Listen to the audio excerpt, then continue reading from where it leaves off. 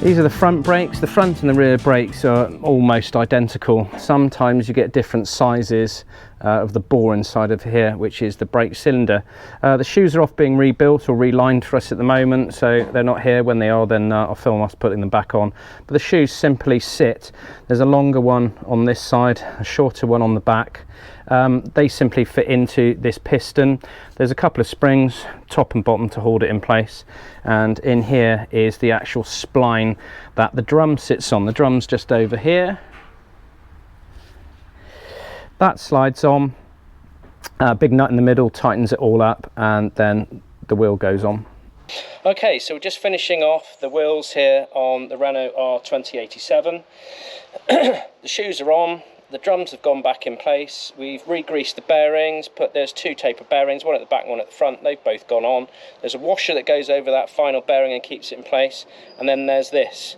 We'll call it the Jesus nut. So basically there's a nut that goes over the top that holds the drum onto the stub axle. If this isn't done up properly, then the wheel will wobble and eventually it will fail. So it's crucial that we get one of these tightened up. So that's not a problem. Here we are. I think it's 62mm. Here's our 62mm socket. Fits in nicely in here. But when you tighten it up, here is the front drive shaft, and that hits in the back of the socket. So it means the socket's only good for doing it 3 or 4 turns, which is not enough. It's still slightly loose, and then the socket's redundant. So there's two ways around this. We could cut a socket. Now I don't like destroying good bits of kit, so cutting this is like the final option. We can then turn it into sort of a ring spanner. But it looks like the French are very ingenious, and I only noticed when I cleaned this off, which is off the other side, it's got holes in it. And these holes are all threaded. And when it takes I think we got M6 bolt, goes perfectly into the edge. So now, as you can see, we can get purchase on the nut. So therefore, we should be able to do this by placing a spanner in between the two and turning it. Great ingenuity if you've lost your box spanner or your sockets aren't deep enough. Brake chutes are back on, wheels are back on, and now it's time to bleed down the brakes. Many of you watching this might know how to do that already, but there might be a few that don't, so let's give this as a lesson one-on-one on how to bleed brakes. This works for most brakes, so if we've got calipers, or in this case that's shoes. Calipers are where the brakes are pushing in on a disc. These are shoes, so obviously these are opening up inside of a drum. So at the back of the brake, or the back of the drum, what you've actually got is a cylinder, and that cylinder fills up with fluid when you press down on the brake pedal, and that fluid's passed along a line. It may be power assisted or not, and that will actually open up those shoes and put the brakes on. Now because we've replaced them, that means we've now introduced air into the braking system. Good way of telling if you've got air into the braking system is if you go up into the cab and then you put the brakes on, you find you've got none whatsoever, or they're very spongy. Another way is if you keep pumping it and they get harder and better, then you know you've got air in your system somewhere and you need to get it out. Might be a leak, or might be because you've, as we've done, changed components of it. So at the back is a bleed nipple. We did have one here, but I don't remember where it's gone now. So that little bleed nipple you need to crack off, and you do that with the spanner. They're usually about, I don't know, anywhere between sort of 8 up to about 10 or 11 millimeters. And then you get one of these lovely little, very simple bleeding kits. It's just got a rubber element and it pops over the nipple. This you need to drop into a fluid canister. What it's good to do is to get enough fluid in here to cover the end of the pipe. The reason for that is we don't want it sucking up by accident whilst we're bleeding it back in. So you want to have it here. Fresh brake fluid goes in the reservoir at the front. We'll pump the brakes, we'll crack these off, and so you create a pedal, a pressure that will then push the air out. Then you'll see bubbles coming out the end of the pipe. Once the detritus and bubbles have gone, then you lock it off, and that is bled.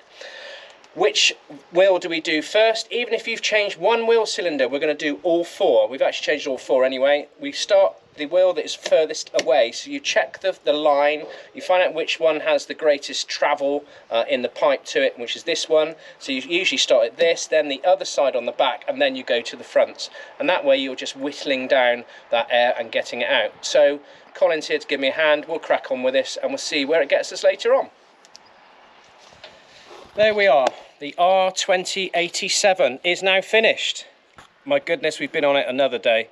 Very tricky, those brakes, trying to balance out the master cylinder with the slave cylinders and bleeding it all down, etc, etc. So it is done. We're now going to go for a test drive to a local hostelry, so we'll all be jumping in the back. So we'll give you a final tour of the cab, see how it ended up. So remarkably easy to work on these. All the floor-on bolts you can get to the engine and the chassis and the brakes. Everything you see here just comes out with a couple of screws, etc. So an absolute beautiful vehicle to work on, but it's old. We won't get it to go very fast. The brakes are the best they'll ever be, but they're not up to sort of modern standards, and it's quite a bouncy ride because it really does need quite a bit of weight in the back. So a beautiful truck, really. Ugly, I'll give you that, but beautiful truck to drive. And let's get it out, have a run with it, do a couple of brake tests, whacking those brakes on, see if we can get to stop.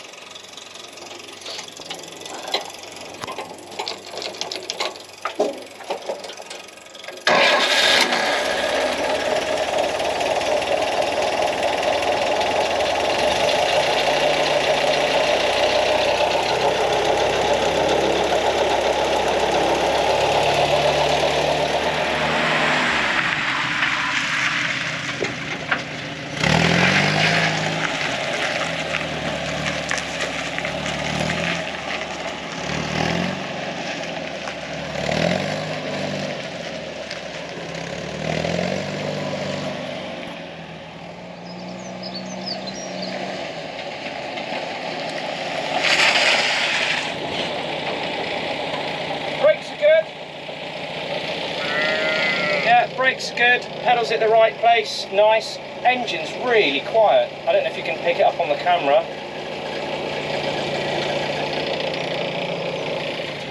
Test drive. Let's go for it. It might handle a bit better with some weight in the back.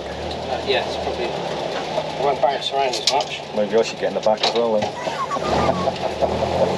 All larger gentlemen in the rear. I beg your pardon? I beg your pardon? All larger gentlemen need to go in the rear. Oh, I don't think so.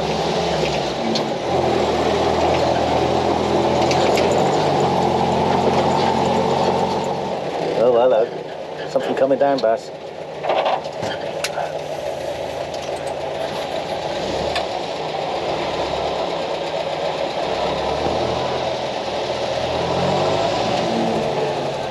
We have reverse gear. They're smooth. Yeah, it sounds a lot smoother with a cowling on.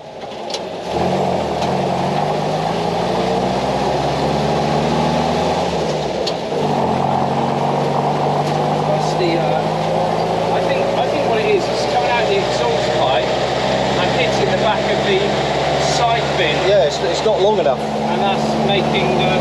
That's all. Sort of blowing noise. I don't think the exhaust is blowing.